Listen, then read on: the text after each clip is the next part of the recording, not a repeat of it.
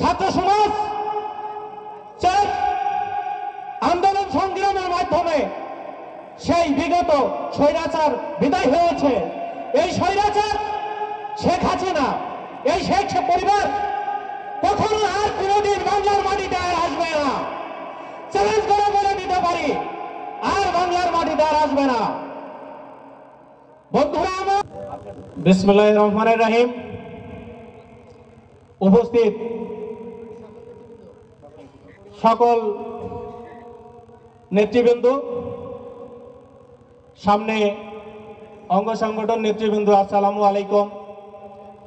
আমরা আসলে সময় সংক্ষেপে বক্তব্য দেওয়া যায় না, আর যারা যে সঞ্চালন করে আসলে তার বক্তব্য দেওয়ার সময় থাকে না। তা আমি সঞ্চালন করছি, এই জন্য আমার বক্তব্য দেওয়ার জন্যে অনেক আশা করেছিলাম। তা বক্তব্য সংক্ষিপ্ত কিছু কথা বললেই না বললেই নয়। জানেন, বিগত সরকার, স্বৈরাচার সরকার শেখ হাসিনা আমাদের এই বাংলাদেশে কি না করেছে, গুম করেছে, খুন করেছে, নির্যাতন করেছে।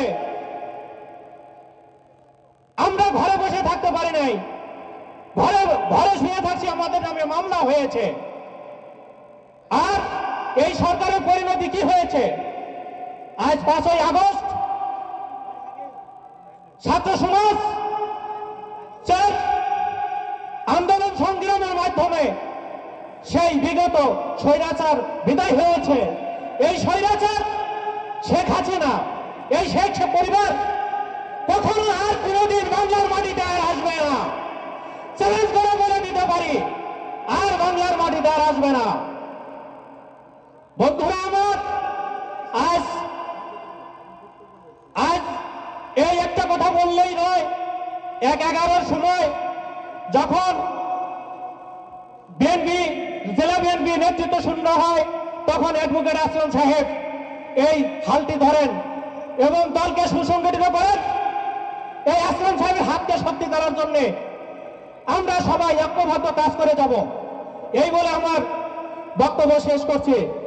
শহীদ জিয়া অমর হোক, খালেদা জিয়া জিন্দাবাদ, তারেক রহমান জিন্দাবাদ। সবাইকে ধন্যবাদ।